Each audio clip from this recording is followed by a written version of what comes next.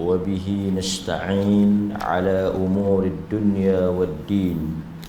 الصلاة والسلام على أشرف الأنبياء والمرسلين وعلى آله وصحبه أجمعين. أما بعد. Alhamdulillah, syukur kepada Allah Subhanahu wa ta'ala. Dengan izin dan pertolongan daripada Allah, kita dapat meneruskan bacaan hadis daripada kitab Al-Adabul Mufrad, bab yang berikutnya tentang kelebihan orang yang kematian anak ketika kecil.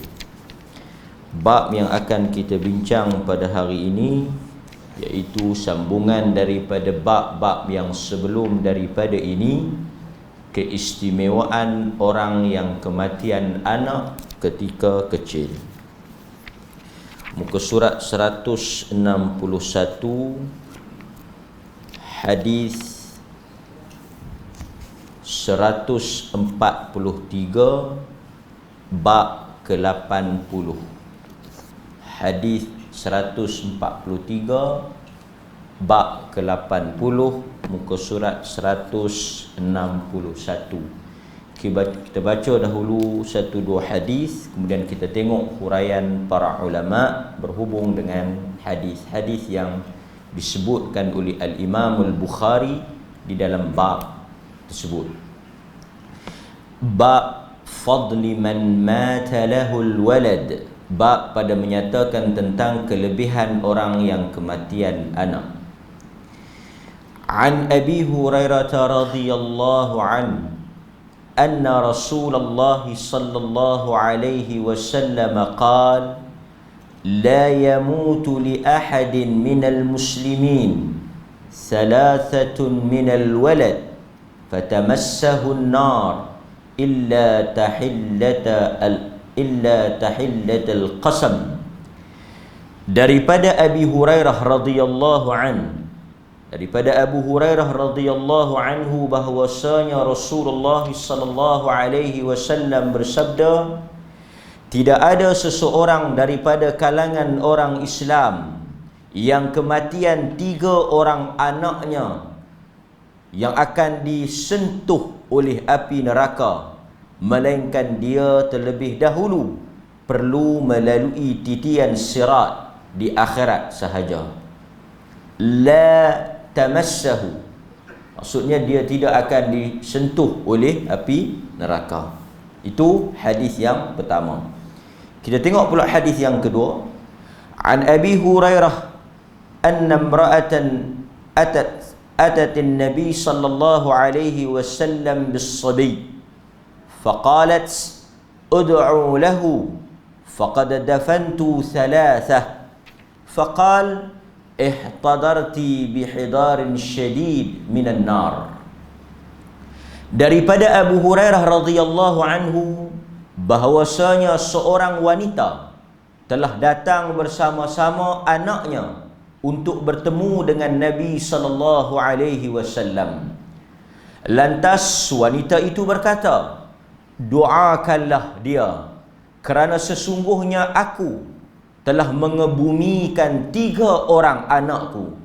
Maka kata Nabi sallallahu alaihi wasallam, kamu telah memagari dirimu dengan suatu pelindung yang sangat kuat daripada api neraka. Kita tengok hadis yang ketiga. Hadis yang ketiga, عن خالد العبسي قال مات ابن لي فوجدت عليه وجدا شديدا فقلت يا أبا هريرة ما سمعت من النبي صلى الله عليه وسلم شيئا تسخي به أنفسنا عن موتانا قال سمعت من النبي صلى الله عليه وسلم يقول صغاركم دعامس الجنة. Daripada Khalid Al-Absi, dia berkata, anakku telah meninggal dunia. Hal itu menyebabkan diriku berasa sangat sedih. Lalu aku bertanya kepada Abu Hurairah, adakah engkau mendengar daripada Nabi tentang suatu hadis yang dapat menenangkan hatiku dengan kejadian anakku meninggal dunia? Lalu dijawab oleh Abu Hurairah, aku telah mendengar daripada Nabi sallallahu alaihi wasallam, sesiapa yang kematian anak-anak ketika kecil, anak-anak yang meninggal ketika kecil itu merupakan anak-anak syurga. Hadis riwayat Bukhari dalam Adabul Mufrad. Kemudian kita tengok lagi satu hadis daripada Jabir bin Abdullah. An Jabir bin Abdullah qala sami'tu Rasulullah sallallahu alaihi wasallam yaqul man mata lahu thalathatun min al-walad fahtasabahum dakhala al-jannah. Qulna ya Rasulullah واثنان قال واثنان. قلت لجابر والله أرى لو كنت أو قلتم وواحد لقال قال وأنا أظنه والله.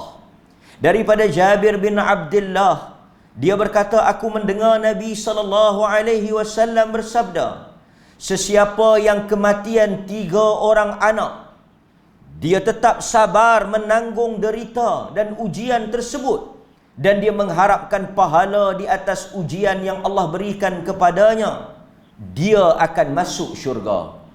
Lalu ada orang bertanya, bagaimana pula dengan orang yang kematian hanya 2 orang anak? Lalu Nabi berkata, ya, 2 orang juga. Kata Jabir, demi Allah, seandainya mereka bertanya, jika sekiranya kematian seorang anak, pasti Rasulullah tetap akan mengiyakannya. Kata Jabir, aku menyangka sebegitu, demi Allah. Nabi kata 3 orang masuk syurga. Yang 2 orang macam mana? Kalau 2 orang pun masuk syurga? Nabi kata 2 orang pun masuk syurga. Jabir kata, kalau ada orang bangkit tanya seorang macam mana? Dapat juga tak kelebihan tu? Jabir kata, azunnu, aku sangka macam tu. Itu apa yang disebut oleh Jabir bin Abdullah dalam hadis ni. Hadirin mukminin, hadis-hadis yang berikutnya juga disebut seperti mana yang kita akan lalui nanti. Cuma ada satu hadis yang mungkin kita boleh ambil dalam akhir pada pagi ini, antaranya daripada Ummu Sulaim. Daripada Ummu Sulaim, pada satu hari aku bersama dengan Rasulullah, kemudian baginda bersabda, wahai Ummu Sulaim, yakni daripada Amr bin Amir Al-Ansari. Dia maklumkan bahawa Ummu Sulaim ni cerita kepada dia, satu hari Nabi sebut kepada Ummu Sulaim, tidaklah 2 orang Muslim yang kematian 3 orang anaknya, melainkan Allah akan memasukkan kesemua mereka ke dalam syurga kerana kasih sayang Allah terhadap mereka. Lalu aku bertanya, bagaimana 2 orang? Baginda juga berkata 2 orang. Kalau 3 orang anak meninggal masuk syurga, 2 orang anak juga masuk syurga. Kemudian hadis daripada Abu Zar, kalau kita boleh ambil daripada Abu Zar. Daripada Abu Zar, qal ما لك من الولد يا أبا ذر؟ قال ألا أحدثك؟ قلت بلى. قال سمعت رسول الله صلى الله عليه وسلم يقول ما من مسلم يموت له 3 من الولد لم يبلغ الحنث إلا أدخله الجنة بفضل رحمته إياهم وما من رجل أعتق مسلما إلا جعل الله له كل عدو منه فكاكه لكل عدو منه. Kata Abu Dhar, dia dengar Nabi SAW menyebut satu hadis, tidaklah seorang Muslim yang kematian 3 orang anak yang belum baligh, melainkan Allah akan memasukkan ibu bapa mereka ke dalam syurga kerana kurniaan rahmatnya kepada mereka. Tidak juga seorang lelaki yang memerdekakan seorang kanak-kanak muslim, melainkan Allah akan menjadikan setiap anggota tubuhnya sebagai pembebasan daripada neraka. Jadi ini hadis-hadis yang kalau kita tengok diletakkan oleh Al-Imam Al-Bukhari di bawah bab kelebihan orang yang meninggal anaknya ketika kecil. Maknanya ganjaran yang besar lah bagi sesiapa yang diuji dengan ujian kematian anak ketika kecil. Cuma hadirin mukminin, sebelum kita tengok huraian yang lebih detail yang disebut oleh para ulama, mungkin kita boleh buat satu kesimpulan awal. Kenapa Allah Azza wa Jal menjanjikan syurga untuk orang yang kematian anak ketika kecil? Ganjaran yang disediakan oleh Allah ini juga ganjaran yang sangat besar, iaitu syurga. Siapa yang mati anak, 3 orang, 2 orang, seorang, yang mana anak-anak itu meninggal ketika kecil, lam yablugh al-hinth, belum lagi aqil baligh, masih dalam peringkat anak-anak kecil, Allah Ta'ala menjamin kedudukan dan tempat mereka di dalam syurga. Kata para ulama, ganjaran yang besar ini adalah sesuai dengan kadar kepayahan dan juga beratnya yang ditanggung oleh kedua orang tua mereka. Ini antara sebab kenapa Allah Ta'ala berikan ganjaran yang besar ni, sesuai dengan kadar beratnya apa yang ditanggung oleh ibu dan ayah kepada anak-anak tersebut. Jadi semakin berat ujian dan musibah yang kena pada seseorang itu, maka semakin besarlah ganjaran yang dijanjikan oleh Allah. Maknanya kadar pahala itu bergantung kepada kadar kepedihan, kesakitan, penderitaan yang terpaksa ditanggung oleh seorang manusia. Jadi apa ujian yang diberikan oleh Allah kepada ibu bapa ni? Kehilangan anak. Saya rasa tak ada benda yang lebih menakutkan, yang lebih menyakitkan, yang lebih menguji iman ibu bapa ni, melainkan kehilangan anak ketika kecil. Jadi oleh kerana mereka ini diuji dengan ujian yang besar itu, Allah Ta'ala bagi reward, ganjaran juga setimpal lah, sepadan dengan apa yang kena tadi. Nampak? Jadi apa yang mereka dapat? Syurga. Itu balasan bagi orang yang, tetapi disebut dalam hadis ni syaratnya apa? Sabar. Fahtasabahum. Dia sabar, dia redha, dia menahan kesakitan itu, dia menerima ujian itu, maka barulah dia dapat kelebihan tersebut. Dan tapi saya rasa barangkali tak ada lah ibu bapa yang sanggup untuk kematian anak ni kan. Tapi inilah ujian yang Allah Ta'ala beri kepada ibu bapa yang terpilih. Tak kira lah anak dia tu mati dalam perut ke, maksudnya mati keguguran ke, mati kelahiran ke. Ada yang mungkin mati keguguran kan.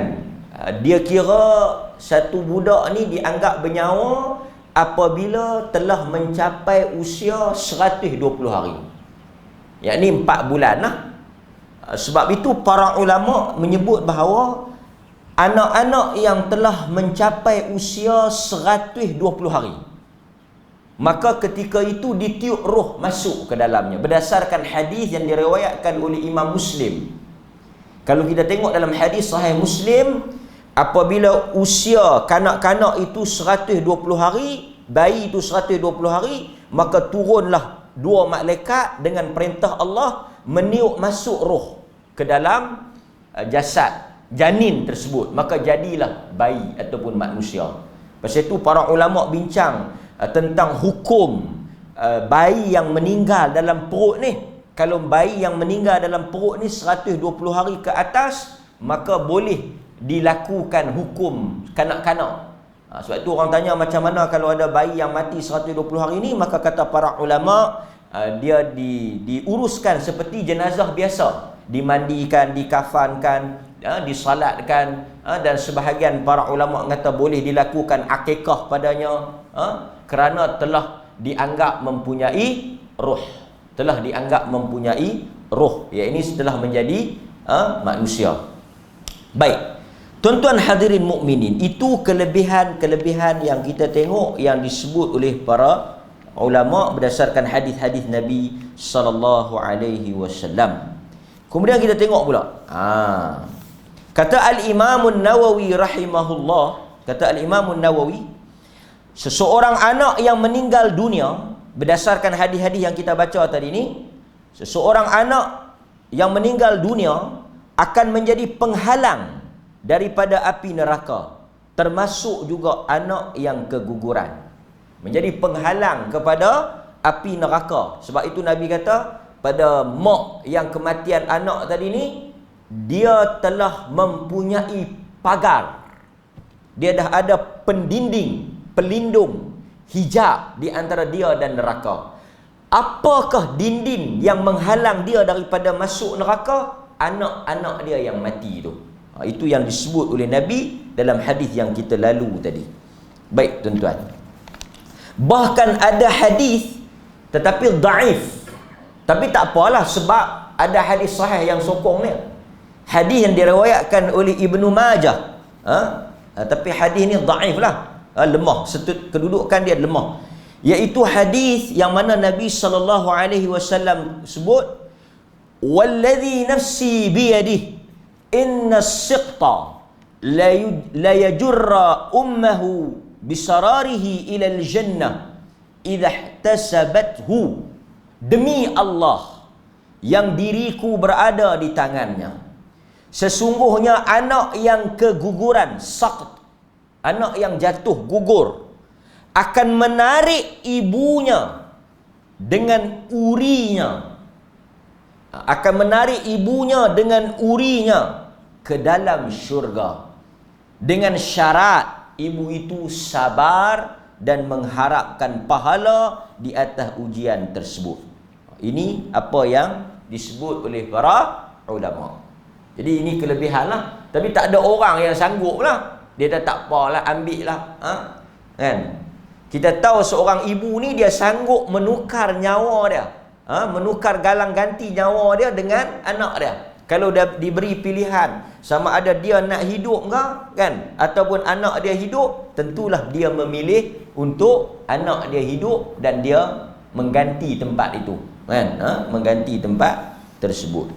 Itu apa yang, sedangkan ibu-ibu yang mendapati anak-anak dia sakit pun dia sanggup mengganti tempat anak tersebut, kan. Kita tengok sebahagian ibu-ibu yang diuji dengan anak dia yang sakit ni, dia tak sanggup melihat dan menanggung penderitaan anak-anak tersebut. Dia sanggup, kalau diberi pilihan, dia ambil sakit tu, sakit yang ditanggung oleh anak dia tu, diberikan kepada dia. Dan kita tengok ramai ibu bapa yang sanggup anak-anak yang mengalami masalah kesihatan yang serius ni, ibu bapa ni sanggup untuk tukar, macam anak dia perlukan buah pinggang ke, anak dia perlukan apa-apa, mak tu sanggup volunteer untuk berderma tanpa dia memikirkan kesan pada dia.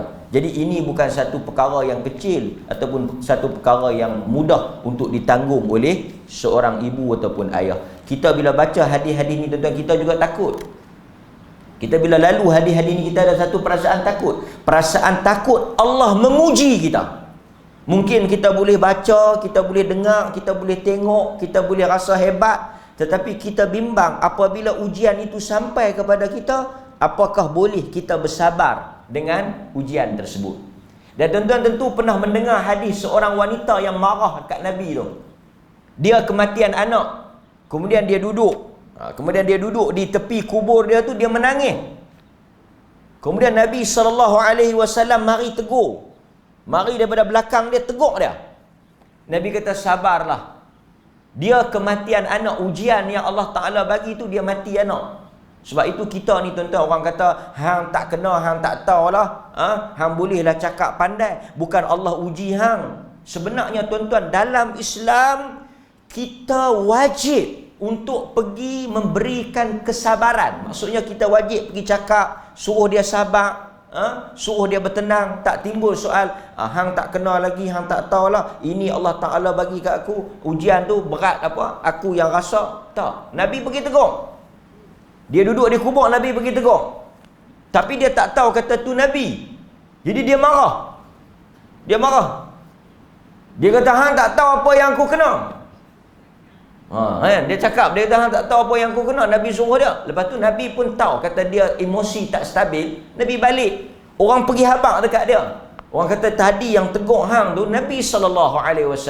Yang hang bercakap kurang elok tu, kurang adab tu Nabi. Dia pun lari pergi rumah Nabi. Dia lari pergi rumah Nabi, dia minta maaf, dia tersilap, dia terlanjur, dia apa semua dia cakap ni. Nabi kata, as-sabr as-sadamatul ula. Nabi kata tak apalah, dah tak ada apa dah. Nabi kata sabar ni pada pukulan yang pertama. Nabi kata sabar ini pada pukulan yang pertama. Maksudnya dia dah tak dapat lah. Kerana awal tadi dia tak sabar, dia tak redha, dia respon tu tak elok lah kan. Jadi tuan-tuan, bukan benda yang kecil. Pasal tu orang kata kita tak boleh cakap dekat dia pasal kita tak lalui benda tu. Tuan-tuan hadirin mukminin, antara ujian yang Allah Ta'ala bagi kepada Nabi sendiri, kematian anak ketika kecil. Dan kalau kita baca dalam hadis Nabi SAW, anak-anak Nabi banyak yang meninggal ketika kecil. Ibrahim, Qasim. Dan kalau tuan-tuan tengok dalam hadis, sahabat pernah tegur Nabi. Sahabat tak faham maksud sedih, kan? Ketika mana kematian Ibrahim, anak Nabi SAW, Nabi menangis. Umar kata, ya Rasulullah, kau kata tak boleh meratap, tak boleh sedih, kan? Tapi engkau menangis. Nabi menangis. Nabi kata, menangis atau sedih itu tak apalah, kan? Menangis, sedih itu tak apa, itu rahmat. Tapi yang tak bolehnya an-niyahah, meratap. Jadi artinya Nabi juga diuji dengan ujian yang berat, iaitu kematian anak ketika kecil. Dan hari anak Nabi meninggal itu berlakunya gerhana. Ketika hari anak Nabi Ibrahim itu meninggal, berlakunya gerhana. Sehingga orang mengaitkan berlakunya gerhana ni dengan kematian anak Nabi SAW. Itu yang Nabi kata, berlakunya gerhana ni tak ada kaitan dengan kematian ataupun apa-apa sebab, tetapi adalah tanda kebesaran Allah. Jadi kita jangan kaitkan satu-satu kejadian ni dengan perkara yang tidak diketahui. Maknanya benda ghaib lah. Dia kata anak berlaku kematian ni, anak Nabi ni berlaku gerhana. Nabi kata benda ni tak ada kaitan. Baik tuan-tuan. Yang akhirnya apa yang saya nak bawa di sini ialah di mana letak duduknya anak-anak ni. Ini persoalan yang kedua. Di mana letak duduknya anak-anak ini? Anak-anak yang meninggal ketika kecil ni, di mana letak duduknya? Kita tengok sikit apa yang disebut oleh para ulama berhubung dengan anak-anak yang meninggal ketika kecil. Mereka ni pergi mana? Ini juga sebagai suatu hiburan atau penenang kepada orang yang kematian anak. Baik. Kata Al-Imam An-Nawawi rahimahullah, ajma'a man yu'taddu bihi min al-ulama'il muslimin ala anna man mata min atfalil muslimin fahuwa min ahlil jannah li'annahu laysa mukallafan. Ini di mana letak duduknya anak-anak yang meninggal ketika kecil. Kata Al-Imam An-Nawawi, ajma'a man yu'taddu bihi minal ulama'il muslimin, telah bersepakat ijma' di kalangan para ulama yang diambil kira pandangan mereka daripada kalangan ulama-ulama Islam. Maksudnya bersepakat ulama-ulama Islam ni ala anna man mata, iaitu sesiapa yang mati min atfal, daripada kalangan anak-anak. Daripada kalangan anak-anak ni, tiflun, atfal, daripada kalangan budak-budak ni, al-muslimin. Kena ingat, anak-anak Islam. Kerana nanti anak-anak yang bukan Islam ada beberapa pendapat. Yang ni kita baca yang anak-anak Islam dulu. Anak-anak orang Islam yang mati dalam keadaan mereka belum baligh, mereka masih lagi dalam kategori kanak-kanak, fahuwa min ahlil jannah, mereka ini termasuk daripada kalangan ahli syurga. Itu yang timbul perkataan anak syurga. Memang ijma' sepakat di kalangan ulama Islam, anak-anak yang mati ketika kecil min ahlil jannah, daripada kalangan ahli syurga. Li'annahu laysa mukallafan, kerana sesungguhnya mereka ini bukan daripada kalangan mukallaf. Kenapa mereka ini ahli syurga? Kerana mereka bukan mukallaf. Kerana mereka bukan mukallaf. Baik. Itu apa yang disebut oleh Al-Imam Nawawi rahimahullahu ta'ala. Okey, baik.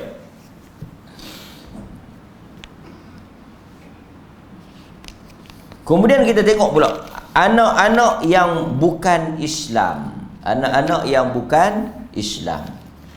Anak-anak yang bukan Islam yang mati ketika kecil, para ulama berbeza pendapat kepada beberapa pendapat. Ini anak-anak bukan Islam.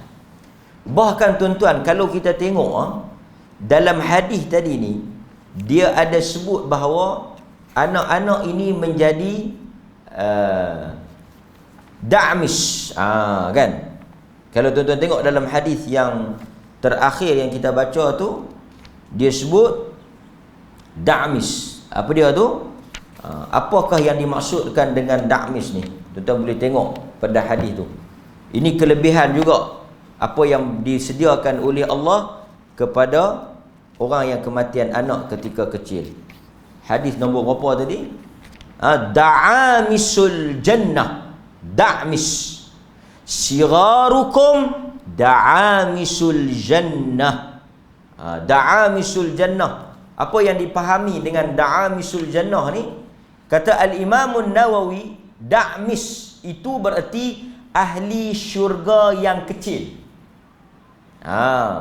Perkataan da'mis ni diambil daripada perkataan du'mus, iaitu haiwan-haiwan kecil yang berada di dalam air.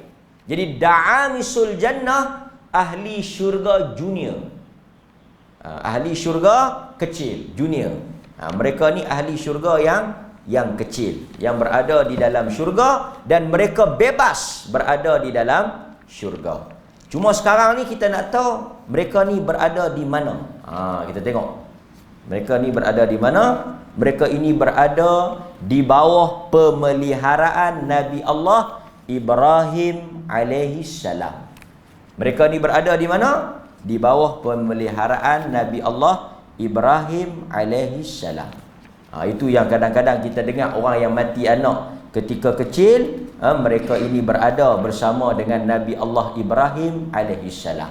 Anak-anak yang mati kecil ni, siapa-siapa yang anak dia mati waktu kecil ni, pertama duduk dalam syurga bersama dengan Nabi Ibrahim. Nabi Ibrahim yang jadi penjaga. Sebab tu ada orang tulis, dia kata melepaskan anakku berada di bawah pemeliharaan Nabi Ibrahim. Anakku berada bersama Nabi Ibrahim. Ada hadis dia, iaitu dalam hadis Nabi SAW bermimpi dibawa oleh malaikat. Nabi melihat seorang lelaki yang tinggi di dalam satu taman bersama dengan anak-anak yang kecil. Kata malaikat, wa ammar rajul at-tawil alladhi fir rawdah fa innahu Ibrahim sallallahu alaihi wasallam wa ammal wildan alladhi hawlahu fa kullu mauludin mata 'ala al-fitrah. Nampak? Lelaki yang tinggi yang engkau tengok berada di dalam taman syurga itu, yang mana berada bersamanya anak-anak, dia ialah Ibrahim. Manakala anak-anak yang bermain di tepi-tepi dia itu ialah al-wildanul ladzi haulah. Anak-anak yang kau nampak bermain di sekitar Nabi Ibrahim itu, fa kullu mauludin kullu maulud, semua anak mata 'alal fitrah, yang mati di atas fitrah. Yang mati di atas fitrah. Kemudian apa dia ni, sahabat tanya, wa auladul musyrikin, kalau anak-anak orang musyrikin macam mana? Kata Nabi, wa auladul musyrikin, anak-anak orang musyrikin kira musyrikin lah. Hadis ni kata anak-anak musyrikin kira musyrikin lah. Hadis riwayat Bukhari. Jadi anak-anak orang Islam yang mati ketika kecil berada di dalam syurga bersama dengan Nabi Allah Ibrahim alaihissalam, dan mereka sedang bermain-main di dalam taman syurga. Ini juga antara khabar gembira kepada ibu bapa yang kematian anak ketika kecil. Baik. Sekarang kita tengok yang anak orang bukan Islam tadi. Apa yang disebut oleh para ulama tentang anak orang bukan Islam. Ada beberapa pendapat yang disebut, antaranya mari kita tengok pendapat yang pertama. Pendapat yang pertama berhubung dengan anak-anak yang kematian ketika kecil.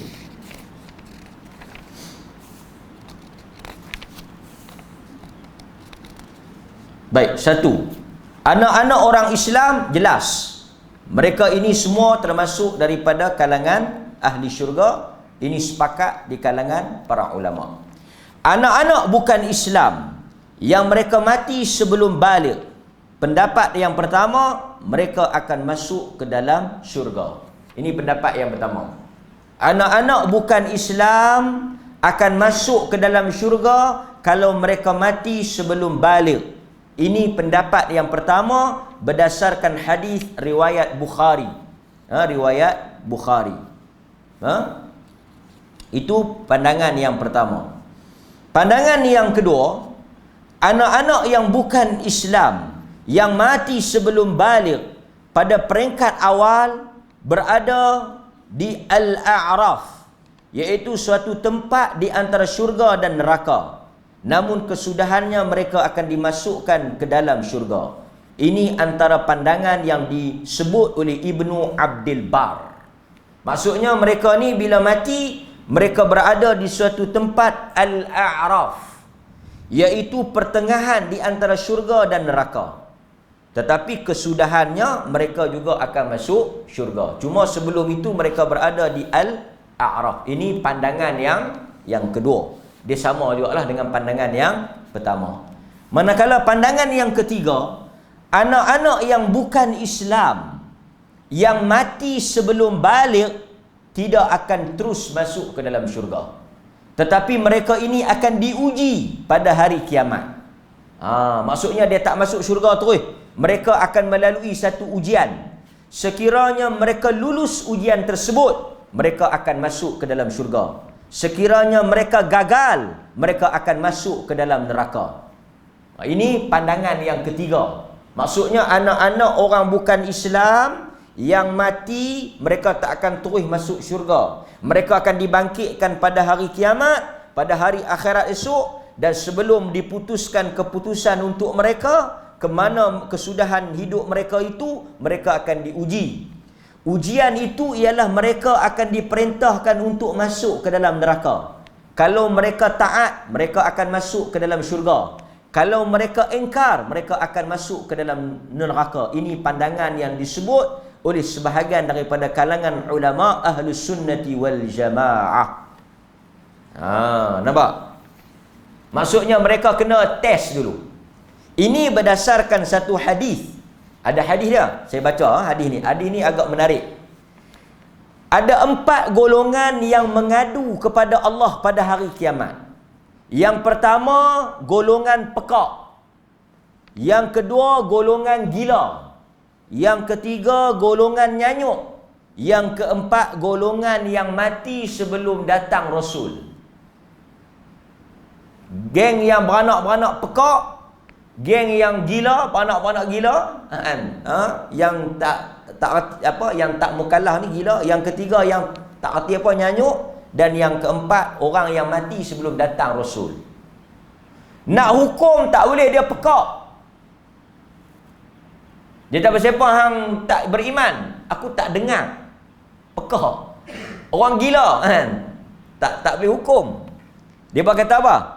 Sesungguhnya telah datang Islam dalam keadaan aku tak dengar. Orang pekak kata. Sesungguhnya telah datang Islam dalam keadaan budak-budak membaling tahi unta. Artinya aku gila. Orang pemain aku. Adapun orang Yanyuk kata, telah datang Islam sedangkan aku tak reti apa. Macam mana nak hukum? Sedangkan kata ahli fatrah, telah sampai adat. Dia kata, ya Allah, ketika aku hidup belum datang ajaran Rasul kepada aku. Maksudnya masing-masing ada alasan. Jadi tuan-tuan, kalau nak selamat kena ada alasan. Persepah hang tak beriman, pekak. Okey. Persepah hang tak beriman, gila. Persepah hang tak pergi sembahyang Jumaat, tak dengar bang. Boleh? Yang tu bukan pekak, yang tu buat pekak. Kan? Pasal tu orang gila ni dia kena gila betul, bukan buat gila. Termasuk orang Nyanyuk. Pasal ada soalan dia tanya, dia kata macam mana ni, bapak saya ni dah tak ingat apa dah, nak kena sembahyang tak lagi? Orang-orang tua yang Alzheimer ni, yang Nyanyuk, yang tak ingat mana ni, kadang-kadang dia najis dia pun dia tak ingat. Orang yang macam ni dia panggil dah tak mukallaf lah.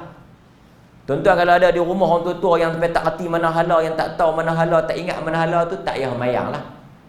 Kan? Sat-sat dia mangkit nak mayang. Mayang apa ni? Mayang asak. Mayang asak apa? Lohok pun tak lagi. Kan? Tapi masalahnya, bapak dia ni yang lain lupa, duit tak lupa. Yang ni macam mana? Dia nak tanya yang tu, bukan nak tanya hak yang dia kata macam mana. Mula-mula kita pun confident jawab, tak wajib sembahyang dah, dah tak erti apa, dah tak ingat mana, dah tak tahuan apa dah, nak mayang apa. Dia kata, Ustaz, nanti dulu Ustaz. Tapi kalau orang baik bagi duit kat dia, atau duit dia ingat. Dia reti, dia kenal duit. Yang ni dia panggil buat gila. Okey? Jadi orang yang buat gila ni kena mayang lah. Macam mana dia boleh kenal duit? Main tang mayang dia lupa. Main tang duit dia ingat. Hujan lah, hujan kan. Baik, jadi apa dia mereka ni? Oleh kerana mereka ni ada excuse, ada uzur, ada alasan, Allah Ta'ala buat satu ujian. Allah Ta'ala suruh mereka masuk ke dalam neraka. Nak tengok mereka taat ke tak? Sekarang ni yang pekak dah boleh dengar, yang gila dah ketahuan dah, semua dah cerdik dah. Sekarang apa dengar? Masuk dalam neraka. Sesiapa yang masuk ke dalam neraka, neraka itu akan menjadi sejuk dan selamat. Sesiapa yang enggan taat, dia akan dicampak ke dalam neraka. Hadis riwayat At-Tabarani. Jadi Allah Ta'ala akan bagi satu ujian juga. Bukan senang-senang untuk dia masuk. Manakala pandangan yang keempat, anak-anak bukan Islam yang mati sebelum baligh akan berada di dalam neraka bersama dengan ayah mereka. Ini pandangan yang dinisbahkan sebahagiannya kepada Imam Ahmad. Ini berdasarkan kepada satu hadis daripada Al-Bara. Rasulullah ditanya tentang anak-anak orang kafir yang mati sebelum baligh. Kata Nabi, mereka bersama dengan bapa-bapa mereka. Bapa-bapa mereka. Manakala pandangan yang terakhir, pandangan yang kelima, anak-anak bukan Islam yang mati sebelum baligh akan menjadi khadam kepada ahli syurga. Mereka akan masuk syurga tapi menjadi khadam. Ibn Taimiyah rahimahullah menyebut di dalam kitab Majmu' Fatawa, pandangan ini adalah pandangan yang lemah kerana tidak ada sebarang dalil yang menyokong pandangan ini. Tapi ada pendapat yang kata mereka masuk tetapi sebagai khadam kepada ahli syurga. Cuma pandangan yang kuat tadi, pandangan yang menyatakan mereka juga akan masuk ke dalam syurga kerana mereka bukan mukallaf. Dan setiap anak yang lahir, kullu maulud, setiap anak yang lahir itu dilahirkan dalam keadaan fitrah. Dan Allah tidak akan mengazab sesuatu yang di luar daripada kemampuan manusia. Jadi mudah-mudahan tuan-tuan hadirin mukminin, hadis-hadis ni tuan-tuan boleh sampaikan, sebarkan kepada mungkin rakan-rakan, sanak saudara yang diuji oleh Allah dengan kematian anak ketika kecil. Semakin berat dan besar ujian yang ditanggung oleh ibu bapa tersebut, ketahuilah di sana ada janji Allah yang sangat besar. Anak-anak itu akan memberi syafaah kepada ayah ibu mereka. Tetapi tuan-tuan, sebelum tuan-tuan balik, saya juga nak ingatkan. Nanti kita takut dia mengambil kesempatan. Puasa pun tak, mayang pun tak, mengaji apa pun tak. Duk harap ke anak tu haru. Kita hang tak pergi mayang. Mayang apa, aku ada 2 orang lah cukup. Tuan-tuan, anak-anak yang kematian kecil ni, dia memasukkan ayah dia ke dalam syurga, dia memberikan syafaat. Anak-anak yang mati kecil ni, dia boleh menjadi pemberi syafaat. Dia boleh bawa, tarik, masukkan ayah dia. Mungkin ayah dia tu tak berapa nak layak, mungkin tak berapa nak cukup, mungkin tak berapa nak berat amalan, tapi dia boleh ambil. Dia jadi penolong, syafaat, pembantu kan. Tapi tuan-tuan, kita kena ingat, esok ni anak-anak yang nak tolong ibu bapa mereka juga mesti mendapat izin daripada Allah. Dan ibu bapa yang nak ditolong, anak-anak tu nak tolong, ibu bapa yang nak ditolong tu mesti layak untuk ditolong. Kan mungkin ayah tu dia terlibat dengan syirik ke, terlibat dengan dosa besar ke, mungkin anak-anak tu tak boleh tolong. Sebab itu kita pernah dengar hadis anak yang tidak dibuat akikah. Bisa dengar tak? Anak yang bila lahir, orang mak bapak dia tak buat akikah, apa jadi? Nabi kata kullu ghulam marhunah. Setiap anak yang lahir ni, pasal itu akikah ni berat. Akikah ni berat. Walaupun dia tidak wajib, tapi dia berat. Kerana Nabi kata kullu ghulam marhunah. Setiap anak, kadang-kadang kita pun pelik. Ada sebahagian orang, dia buat kenduri, tapi dia tak buat akikah. Buat kenduri, kan? Buat kenduri, pulut lah, apalah, ayam lah, dapat baby. Kita kata, ish, syok lah kan? Orang pagi makan kenduri, dia kata saya dapat baby makan kenduri, pergi di rumah. Mana kambing? Dia kata tak ada kambing.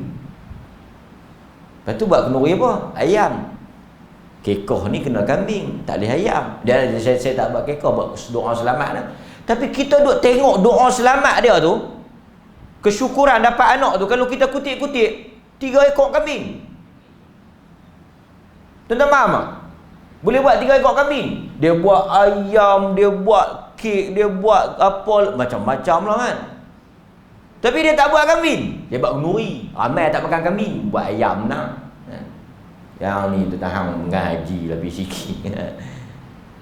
Lagi satu saya nak tegur lah. Oleh kerana kita lama tak kuliah subuh ni, tegur bila sikit. Kita ni nak main ni 2-3 hari ni korban. Hari tu raya Syawal itu ni baru habis ni, kita Zulkaidah ni, bulan haram ni. Tuan-tuan, bulan haram ni kena semangat buat ibadat ni. Zulqa'dah, Zulhijjah, Muharram. 3 bulan ni bulan haram ni, kena semangat buat ibadat. Khutbah pun sebut kemarin. Saya nak sebut sikit. Tuan-tuan perasan tak? Orang kita, dia kerana dah 2 tahun tak raya, mereka telah raya dengan begitu dahsyatnya. Sakan lah buat rumah terbuka sebulan. Lepas pada ni pun ada lagi ni jamuan raya. Tak apa, tak ada masalah, buat ya. Tapi yang kita duka cita, yang kita sedih ni, sebahagian orang kita ni hari tu raya, dia buat jamuan raya, rumah terbuka, sakan. Esok lusa ni kita tanya, buat korban tak? Tak buat lah. Hari tu habis banyak orang raya. Aduh. Yang jamuan raya tu tak ada siapa tuntut pun. Tak ada dalam sunnah pun jamuan raya tu. Jamuan raya tu adat ya. Jamuan raya buat ketupat bagi orang main makan tu adat orang Melayu ya. Bukan adalah hadis pun jamuan raya ni. Tapi korban tu ada. Daripada dia perhabis duit buat jamuan raya tu, baik dia simpan duit buat korban. Korban ni yang dituntut ni, yang sunnah besar ni korban. Tapi kalau dia duit banyak, macam saya kata, duit terlalu banyak, dia kata saya hari tu raya 7 hari 7 malam buat rumah tu buka. Puas hati. Ni korban pun dah ambil dah 7 ekor lembu. Tak apa.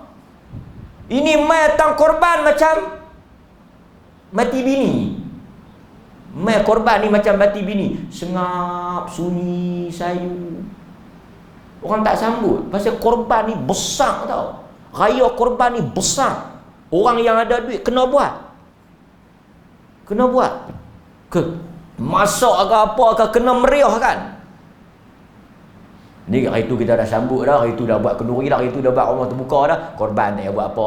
Tak betul tu, tak kena. Bercanggah dengan sunnah. Sunnahnya besarkan korban. Pasal tu hari raya Syawal, 1 hari je kita takbir. 1 hari je haram puasa. Raya korban 4 hari tak boleh puasa. 4 hari kita raya, 4 hari takbir. Nabi kata al-ayyamul tashri', ayyamul akl wa syurb. Hari-hari tashri', hari untuk makan, hari untuk minum, hari untuk berseronok. Besar. Maka saya kempen tuan-tuan semua orang sayap ni, yang duit-duit banyak ni, kan, tabung haji dekat ni, pergi bawa keluar. Kan, pergi bawa keluar 7-800 beli. Jangan buat malu. Kan, kena ada setumpuk ke sekok ke kena buat. Melainkan yang memang tak ada apa tu tak payahlah. Saya ustaz bukan kata nak setumpuk sekilo daging pun 38 ringgit tak mampu. Tak apalah.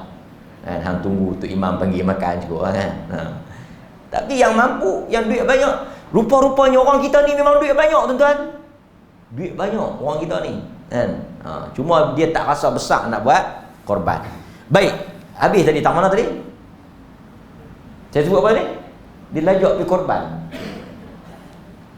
Kan? Akikah. Akikah. Nabi kata kullu ghulam marhuna. Setiap anak itu tergadai.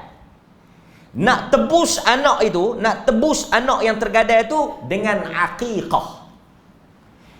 Ulama berbincang apa makna tergadai dan apa makna tebus. Dan orang kita dia akikah ni banyaklah yang tanya, dia buat mai korban ni dia nak buat akikah boleh tak boleh? Di dalam mazhab al-Imam Syafi'i dia kata boleh lah. Boleh tu macam mana? Dia nak kena terang juga. Tuan-tuan beli sekok lembu, kambing tak boleh lah. Kambing tak boleh. Tuan-tuan beli sekok lembu. Dalam sekok lembu tu ada 7 tumpuk, 7 bahagian. Boleh tak dalam 7 bahagian tu kita niat akikah salah satu bahagian? Umpamanya macam ni. Tuan-tuan pergi jumpa ke Tok Imam. Tok Imam, saya nak ambil 2 tumpuk. 2 bahagian. Tok Imam kata banyak setumpuk pun boleh dah. 1 tumpuk, 1 bahagian saya buat korban. 1 bahagian lagi saya buat akikah dekat cucu saya. Boleh tak boleh? Boleh. Boleh. Ini pendapat lah. Kenapa? Kerana pada asal akikah itu kambing. Tapi 1 bahagian tu menyamai 1 kambing di atas pendapat para ulama. Boleh. Yang tak bolehnya macam mana? Yang tak bolehnya dia ambil setumpuk lah.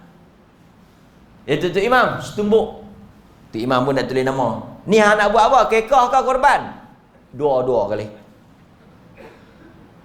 Hang nak ambil berapa tumpuk? Setumpuk ya. Tumpuk pun padah lah 800. Kan?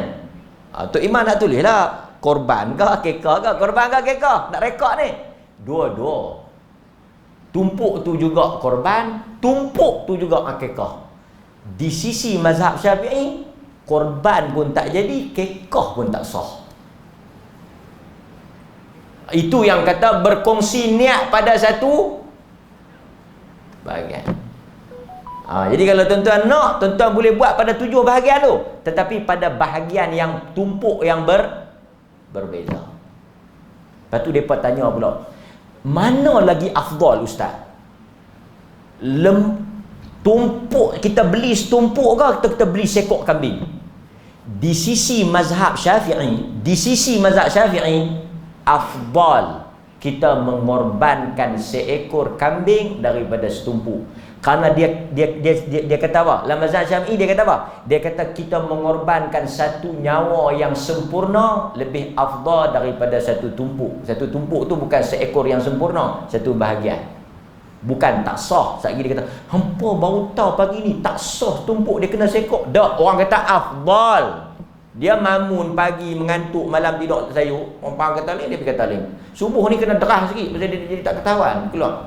Orang cakap lain, dia pergi keluar cakap lain. Afdalnya dia beli sekok yang hidup tu.